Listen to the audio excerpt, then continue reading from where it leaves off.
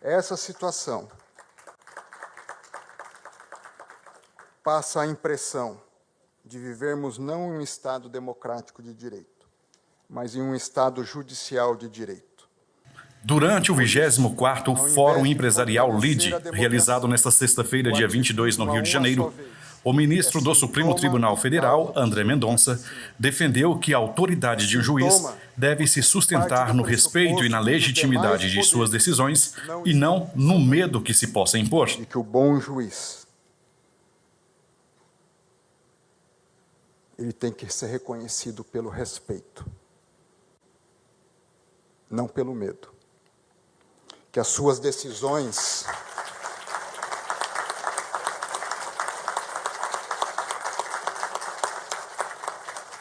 Em uma palestra sobre o fortalecimento do Estado de Direito, Mendonça destacou que o papel do judiciário deve ser o de promover a paz social e a estabilidade institucional, evitando o ativismo judicial que, segundo ele, enfraquece a democracia e interfere nos consensos políticos definidos pelo parlamento.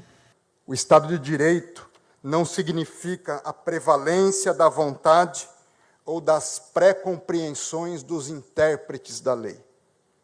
Eu tenho meus valores, eu tenho minhas pré-compreensões, mas eu devo servir a lei e a Constituição.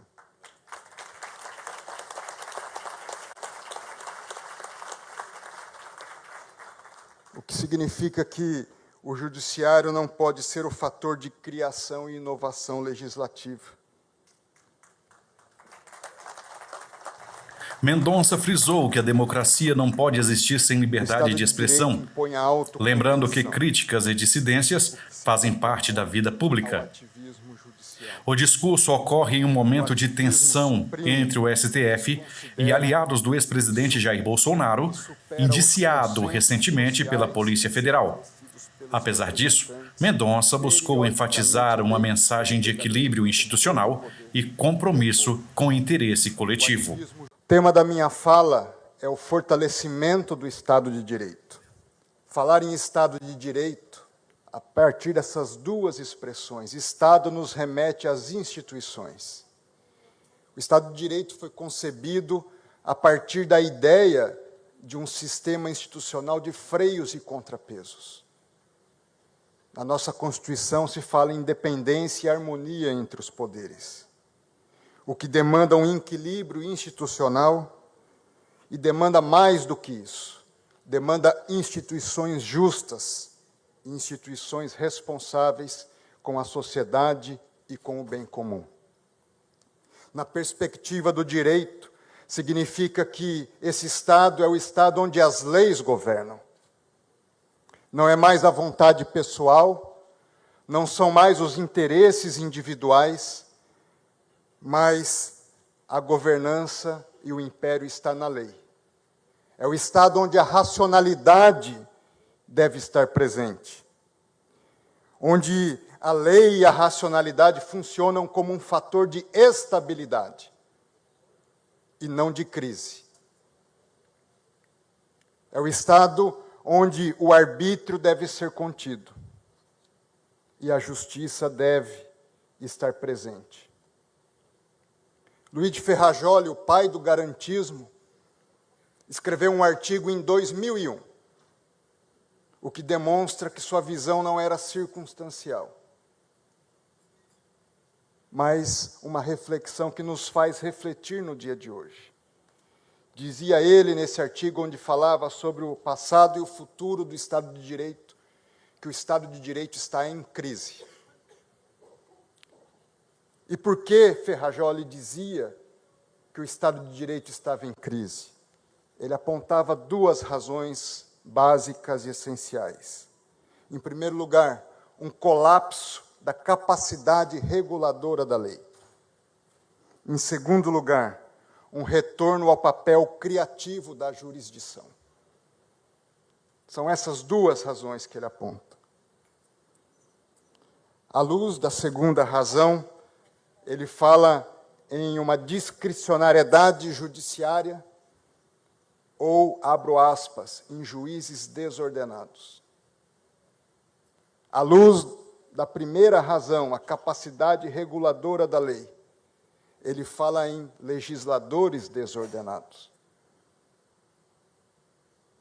Em função de uma inflação legislativa, que gera também insegurança jurídica, em função de uma linguagem da lei obscura e tortuosa. Não é sem razão que, diante desse Estado de Direito em crise, Ferrajoli fala em um Estado de Direito fraco, débil, e em um Estado de Direito forte. O débil é aquele onde apenas formalmente um Estado de Direito. Há as instituições, essas instituições estão presentes, mas há uma crise entre poderes, de respeito à divisão dos poderes, e há uma crise no respeito aos direitos fundamentais e ao justo processo. Por isso que o Estado de Direito forte é onde, ademais da presença das instituições, essas instituições funcionam como um fator estabilizador da sociedade. E diante dessa constatação de Ferrajoli, eu aponto 5 elementos que eu considero fundamentais para o fortalecimento do Estado de Direito. Em primeiro lugar, o fortalecimento do Estado de Direito passa por haver instituições justas. Não basta o desenho das instituições. Essas instituições precisam ser materialmente justas. E como identificar as instituições justas? Essas instituições, elas demandam a caracterização a partir de ao menos 5 perspectivas. A escolha unânime de princípios básicos de justiça feitas num contrato social. Nosso contrato social é a Constituição. E o artigo 5º e o artigo 6º são fundamentais. Ali estão os direitos individuais e ali estão os direitos sociais. Instituições justas, nessa perspectiva, significa instituições que fazem um compromisso construtivo. Instituições que não são causa de crise, mas são causa de estabilização da sociedade e do país. Em segundo lugar, a escolha das instituições a partir de um desenho, e esse desenho significa a separação entre os poderes. Dizer que um poder tem atribuição significa dizer que o outro poder não a tem. Em terceiro lugar, o efetivo funcionamento das instituições escolhidas. Significa que nós devemos preservar as nossas instituições, e quem está nas instituições precisa ser o primeiro agente de preservação da própria instituição. Em quarto lugar, instituição justa demanda o reconhecimento das perspectivas da sociedade. Saber o impacto das suas decisões, das suas políticas no âmbito da sociedade. Significa abrir mão dos próprios interesses e interesses pessoais, interesses corporativos em favor do interesse do bem comum.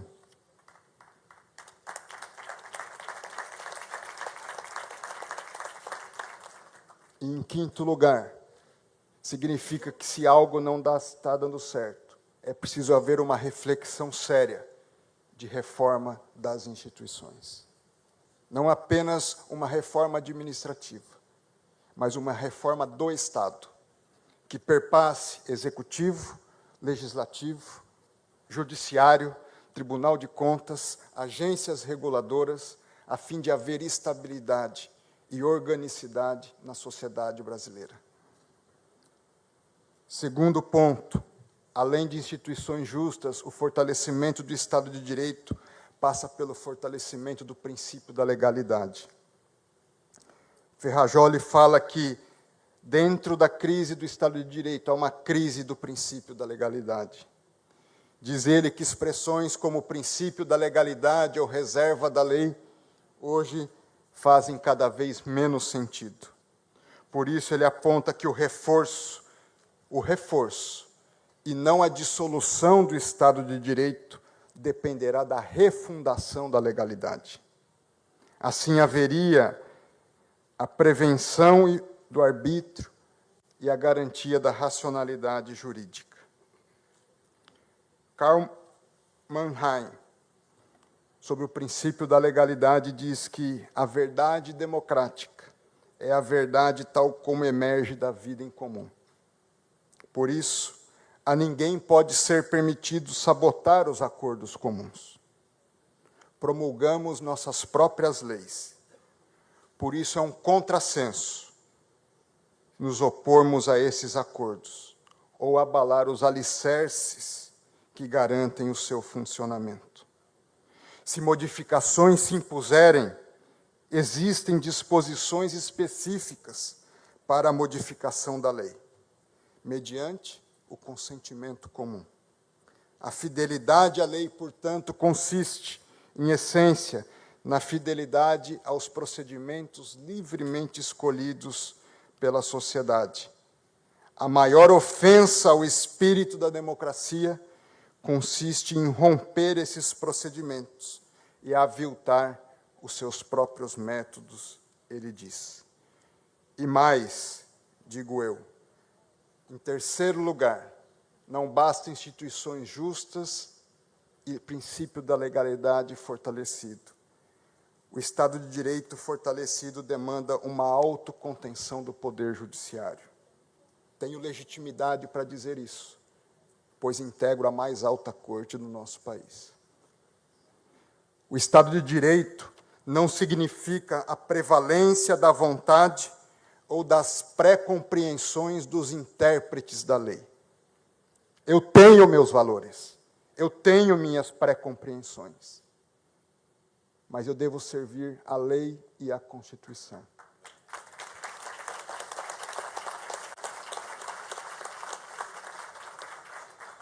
O que significa que o judiciário não pode ser o fator de criação e inovação legislativa.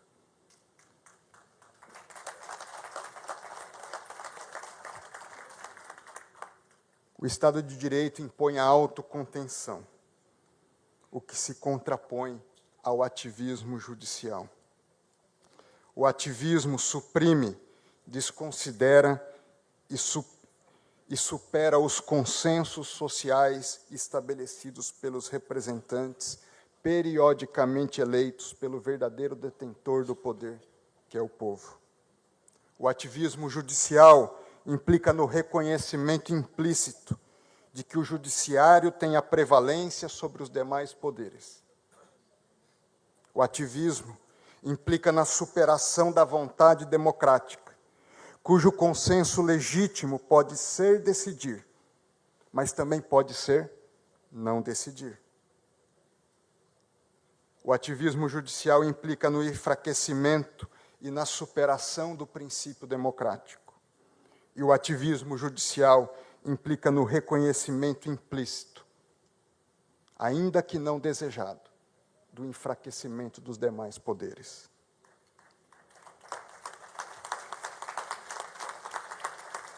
Se é verdade que o Estado de Direito forte, que nele o judiciário tem a prerrogativa de dar a última palavra,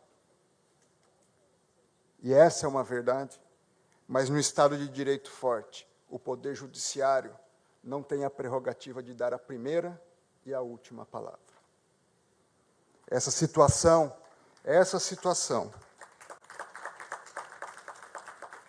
passa a impressão de vivermos não em um Estado democrático de direito, mas em um Estado judicial de direito. Por isso, ao invés de fortalecer a democracia, o ativismo a uma só vez é sintoma e causa do seu enfraquecimento. É sintoma porque se parte do pressuposto de que os demais poderes não estão funcionando adequadamente. E pode ser que isso seja verdade. Mas também é causa, porque impede o indispensável amadurecimento dos demais poderes, que se sentem desobrigados a assumir as suas próprias responsabilidades, a partir das legítimas pressões exercidas pela sociedade, a fim de legislarem, ainda que tomando decisões difíceis, e a fim de construírem por o bem comum. Mas também, em quarto lugar, o fortalecimento do Estado de Direito passa pela garantia do justo processo. O justo processo impõe apenas, ao menos, 2 níveis para as vozes presentes na sociedade. Em segundo lugar, além da imparcialidade, o justo processo demanda uma avaliação racional e reflexiva. Amartya Sen, ganhador do Prêmio Nobel da Paz, Prêmio Nobel de Economia e autor de um livro, A Ideia da Justiça, diz que a justiça é uma questão de racionalidade, que a análise correta demanda a consideração dos interesses nacionais numa perspectiva global, demanda uma atuação responsável e demanda a consideração mais ampla possível do bem comum e do interesse público. Dentro dessa perspectiva, eu passo para o quinto elemento que eu considero fundamental para o fortalecimento do Estado de Direito, que o fortalecimento passa pela garantia das liberdades básicas do cidadão. Garantir as liberdades básicas significa que ninguém pode ser obrigado a fazer ou deixar de fazer algo, senão em virtude de lei. É o que diz a nossa Constituição. Significa que se deve garantir a livre iniciativa e o empreendedorismo sem intervencionismos indevidos, não justificados, ilegais ou desproporcionais. Significa que a regulação do setor privado visa, de forma conjunta e recíproca, incentivar o desenvolvimento do setor regulado e, ao mesmo tempo, garantir que esse serviço seja realizado com qualidade e respeito ao direito dos seus usuários. Significa garantir que os cidadãos possam livremente se expressar e emitir suas opiniões, defender suas ideias sem censura direta ou indireta, isto é, sem medo de serem perseguidos por suas falas públicas ou de terem suas falas privadas expostas de maneira ilegítima. Nesse sentido, o ministro Celso de Mello, quando do julgamento da reclamação 18.566, deixou registrado que, em diversas ocasiões, ou diversas decisões, que o exercício da jurisdição não pode converter-se em uma prática judicial inibitória, muito menos censória da liberdade constitucional de expressão e de comunicação. Isso não tem apenas uma dimensão privada. Liberdade de expressão não é apenas uma dimensão de um direito individual. Ele tem uma dimensão pública. Porque sem liberdades de expressão e de opinião, não há democracia.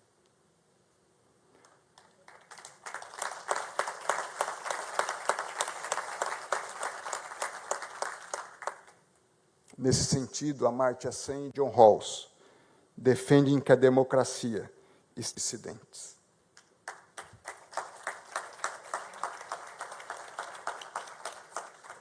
Assim, a democracia está diretamente relacionada ao livre exercício da razão pública.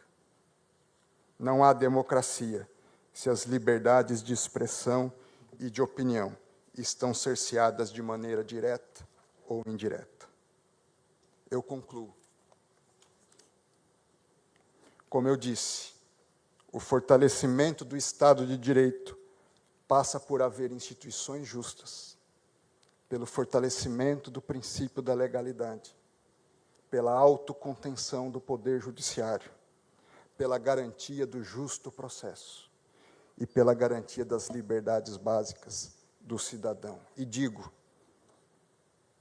para isso, nós todos,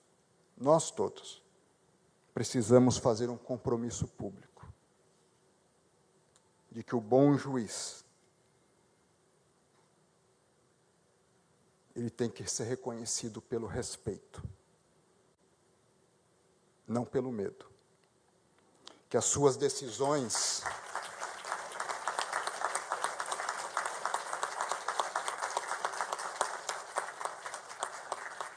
decisões gerem paz social e não caos, incerteza e insegurança. Que o bom político viva para servir e não para se servir.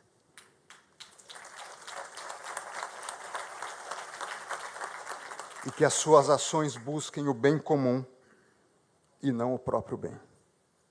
Que o bom empresário busque empreender para gerar bem-estar para si e também para os seus colaboradores e para o país.